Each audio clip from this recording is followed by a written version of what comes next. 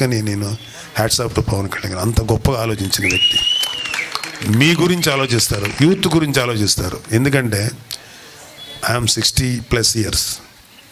మాకు ఈ ప్రపంచంలో చూడటానికి పెద్ద గొప్ప థ్రిల్స్ ఏమి మిగల్లా, గొప్ప విషయాలు ఏమి మిగలి. మేము చాలా చూసాం. మంచి ప్రభుత్వాలు చూసాం, పరమ దుర్మార్గమైన ప్రభుత్వం చూసాం. కాకపోతే అతి దారుణమైన ప్రభుత్వం ఒక వైసీపీని మాత్రమే చూస్తున్నాం. కానీ మీరు ఇలాంటి లైఫ్ని మేము చూసిన తర్వాత మీకు మాకు అయిపోయింది. అవర్ జనరేషన్, మా జనరేషన్కి సంబంధించినటువంటి లైఫ్ అయిపోయింది. బట్ ఇవాళ అక్కడ ఉన్న ఒక కుర్రోడు ఉన్నాడు, లేకపోతే ఒక అమ్మాయి ఉంది. వాళ్ళ భవిష్యత్తు ఏంటి? ఇక్కడ ఉన్న కొంతమంది యొక్క మీ పిల్లల భవిష్యత్తు ఏంటి?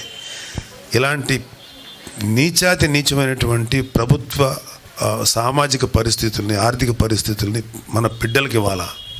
ఇదా మన బాధ్యత? మనకు బాధ్యత లేదా? మన వరకు హ్యాపీగా ఉండి ఏదో ఉన్నంత వరకు కష్టపడితే ఏదో సుఖపడితే సరిపోద్దా? మా బాధ నెక్స్ట్ జనరేషన్స్కి, మీ పిల్లల కోసం, మీకోసం, అంటే ఇక్కడ ఉన్న యూత్ కోసం.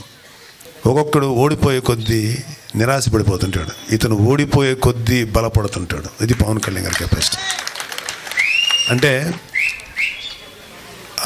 భీమ్లా నాయకులో ఒక డైలాగ్ ఉంటుంది, 16 సార్లు ఓడిపోయిన గజనీ మహమ్మద్ గుర్తున్నాడు కానీ ఎవరు ఓడించారో ఆ రాజు పేరు గుర్తులేదు. అలాగా ఓటమికి భయపడని వ్యక్తి కన్నా ప్రమాదకరమైన వ్యక్తి ఎవరు లేరు. మేము రాబోయే 25 సంవత్సరాలు పవన్ కళ్యాణ్ గారు ఫైట్ చేస్తూనే ఉంటారు. మేము అధికారం రాలేదు కాబట్టి గమ్ముగా ఉండాల్సిన అవసరం లేదు, ఇలా పోరాడుతూనే ఉంటాం. ఖచ్చితంగా ఆర్మ్ ట్విస్ట్ చేసి మంచి ప్రభుత్వాన్ని ఏర్పరుస్తాం. కాకపోతే ఇక్కడ మీ అందరితో షేర్ చేసుకోవాల్సింది ఏంటంటే, చాలాసార్లు మాట్లాడింది, ఎందుకు టీడీపీతో మనం అలయన్స్కి వెళ్ళాల్సి వచ్చింది. టీడీపీతో అలయన్స్ వెళ్ళటానికి రీజన్ ఏంటంటే, ఒక రకంగా నేను టీడీపీ ప్రభుత్వాన్ని నేను కూడా విమర్శించిన సందర్భాలు ఉన్నాయి. That is only some ideological differences, కొన్ని లోటుపాట్లు ఉండొచ్చు. కానీ ఆ రోజున్న టీడీపీ చంద్రబాబు నాయుడు ప్రభుత్వంలో డెమోక్రసీని ఆయన ఎక్కడ పాడు చేయాలి. అందుకనే ఈ జగన్మోహన్ రెడ్డి అనే వ్యక్తి పాదయాత్ర చేస్తున్నప్పుడు ఎక్కడ ఆటంకం పెట్టాల. అదే పవన్ కళ్యాణ్ గారు వైజాగ్ వచ్చినప్పుడు ఈ వైసీపీ దుష్ట ప్రభుత్వం ఆయన వెళ్ళనీయకుండా అడ్డం పెట్టేసి చాలా ఇష్యూ చేసింది. చంద్రబాబు గారిని అనేక సందర్భాలు ఇబ్బందులు పెట్టింది. ఆయన పబ్లిక్లో మాట్లాడటానికి కూడా ఇంటరాక్షన్ లేకుండా చేసింది. అలాగే చంద్రబాబు గారు కష్టాల్లో ఉన్నప్పుడు పలకరిద్దామని వచ్చిన కళ్యాణ్ బాబుని అడ్డం పెట్టింది. అక్కడ ఫ్లైట్ లేకుండా ఆఫ్ చేసింది. వస్తుంటే ఆఫీస్కి వచ్చి మాట్లాడదామంటే రోడ్ల మీద ఆఫ్ చేశారు. ఇక మాకేమైందంటే, ఖచ్చితంగా మాకేమనిపించిందంటే, ఇలాంటి ప్రభుత్వాన్ని దించకపోతే మనకు లైఫ్ లేదు.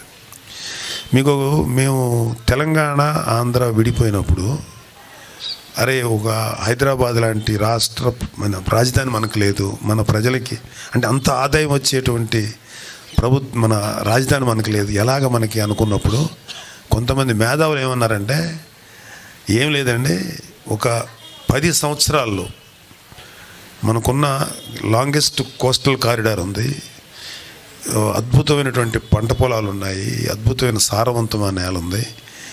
ఒక 10 సంవత్సరాల్లో ఒక ఇంగ్లాండ్, ఒక ఫ్రాన్స్ ఇలాంటి అద్భుతంగా డెవలప్ అయిన యూరోపియన్ కంట్రీలాగా అయిపోతాం మనం ఏం భయపడక్కర్లేదు. ఓకే, వాళ్ళ ప్రజాభీష్టం, వాళ్ళ ప్రజల యొక్క కోరిక, వాళ్ళకున్న సఫరింగ్ తెలంగాణ తీసుకున్నారు.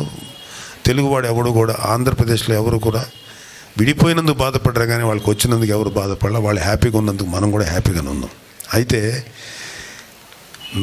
నేను అంటే ఒక 10 years బ్యాక్ ఈ తెలంగాణ విడిపోతున్నప్పుడు బాధపడటం అంటే మనకు లేదు కదా హైదరాబాద్ లాంటి రాజధాని, ఎలాగ మరి మన ఆదాయం ఎట్లాగా, మన ప్రజలకు ఎట్లా ఆలోచిస్తున్నప్పుడు ఈ మాట చెప్పారు కదా, ఇంగ్లాండ్ లాగా అయిపోద్ది, ఫ్రాన్స్ లాగా అయిపోద్ది మన ప్రజలని. నిజంగా అయిపోయింది. ఇవాళ ఎలా అయిందంటే,